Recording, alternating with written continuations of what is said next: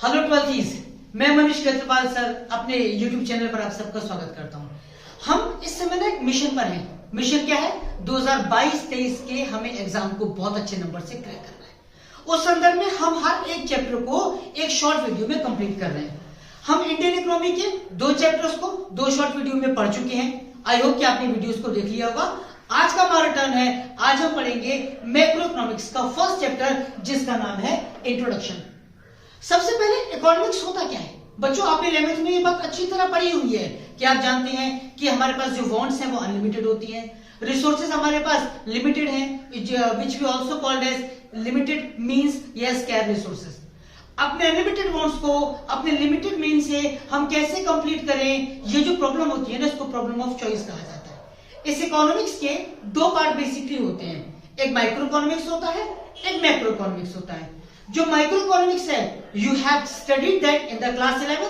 We are not going to discuss that here. We are focusing only on the study of the macro economics. ये जो English में शब्द है macro, ये आया कहां से? तो सबसे पहले से आप ये सीख लो या समझ लो कि जो ग्रीक लैंग्वेज है, इस ग्रीक लैंग्वेज में एक शब्द है मैक्रोस, जिसका मतलब होता है लार्ज।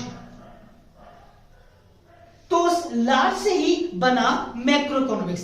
अब डेफिनेशन मैंने बोर्ड पे लिखी हुई है कि that branch of economics which studies the economic problems at the level of economy as a whole. यानी हम जब इकोनॉमिक्स की प्रॉब्लम को किसी इंडिविजुअल के लेवल पर नहीं, पूरे सिस्टम या पूरी इकोनॉमी के लेवल पर लेके चलते हैं, तो ऐसे इकोनॉमिक इश्यूज या ऐसी इकोनॉमिक प्रॉब्लम्स को सॉर्ट आउट करने वाला जो सब्जेक्ट है, that is called as macro. In short ये भी समझ लेते हैं कि माइक्रो इकोनॉमिक्स और मैक्रो में डिफरेंस क्या होता है। पहला difference, the level of study.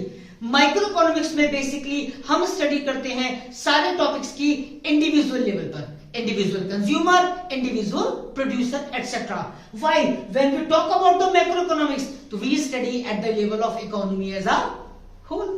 Second, assumptions of study. हम जब माइक्रो इकोनॉमिक्स पढ़ते हैं तो मैक्रो के अजम्पशंस को कांस्टेंट माना जाता है, यानी कुछ चीजें मैक्रो में जो इंपॉर्टेंट होती हैं माइक्रो में से कांस्टेंट मानते हैं। और जब मैक्रो की स्टडी करने लगते हैं तो माइक्रो के अजम्पशंस को कांस्टेंट मान के चलना पड़ता है। ठीक है। थर्ड पॉइंट, सेंट्रल इशू, यानी अल्टीमेटली प्रॉब्लम क्या होती है? माइक्रो इकोनॉमिक्स का सेंट्रल इशू होता है individual consumers demand, producer supply etcetera. और जब मैक्रो को पढ़ते हैं तो मैक्रो की सेंट्रल प्रॉब्लम होती है द प्रॉब्लम ऑफ इकोनॉमी, जैसे poverty, unemployment, employment, inflation etcetera etcetera. Fourth, economic variables. Variables का मतलब विच रन द इकोनॉमी। तो माइक्रो इकोनॉमिक्स में जो इसके वेरिएबल्स हैं वो इंडिविजुअल कंज्यूमर्स, प्रोड्यूसर्स रहेंगे, और मैक्रो में रहेगी the full aggregate demand, aggregate supply, all the producers at all the higher level. Method of study. Micro की स्टडी को पार्शियल इक्विलिब्रियम एनालिसिस कहते हैं। दोबारा सुन लो, पार्शियल इक्विलिब्रियम एनालिसिस। और मैक्रो की स्टडी को, मेथड को क्या बोलते हैं? General equilibrium analysis.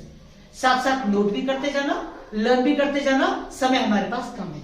ठीक है। नेक्स्ट टॉपिक पढ़ते हैं, द स्कोप ऑफ इकोनॉमिक्स, यानी मैक्रो इकोनॉमिक्स को पढ़ने का एरिया क्या है, इसकी फील्ड ऑफ स्टडी क्या है, what we are going to study in that. हम पढ़ते हैं, पहली बात ये समझ लो, ऐसा कोई भी टॉपिक जो पूरी इकोनॉमी का हो, जो वर्ल्ड लेवल का हो ना, वो मैक्रो का पार्ट माना जाएगा। जैसे आपने एम्प्लॉयमेंट चैप्टर पढ़ा है, नेशन इनकम पढ़ा है, थ्योरी ऑफ मनी पढ़ी है, बैंकिंग पढ़ा है, theory of general price level पढ़ा है, गवर्नमेंट बजट पढ़ा है,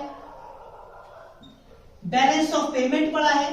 तो वो सारे टॉपिक्स आप एक बात समझ के चलो, जो आपने मैक्रो इकोनॉमिक्स में पढ़े हैं ना, वही आपका स्कोप हो जाएगा।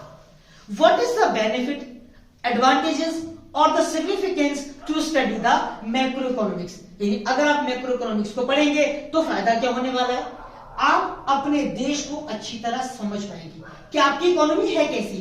जैसे कि हमने फर्स्ट वीडियो में पढ़ा इंडियन इकोनॉमी में कि आप कैपिटलिस्टिक इकोनॉमी हो, सोशलिस्टिक इकोनॉमी हो, मिक्स हो, आपकी कंट्री की प्रॉब्लम्स क्या हैं, उन्हें सॉर्ट आउट कैसे करें। तो अपने देश को आप भली भांति तब समझ पाएंगे when you will study about the macro economics.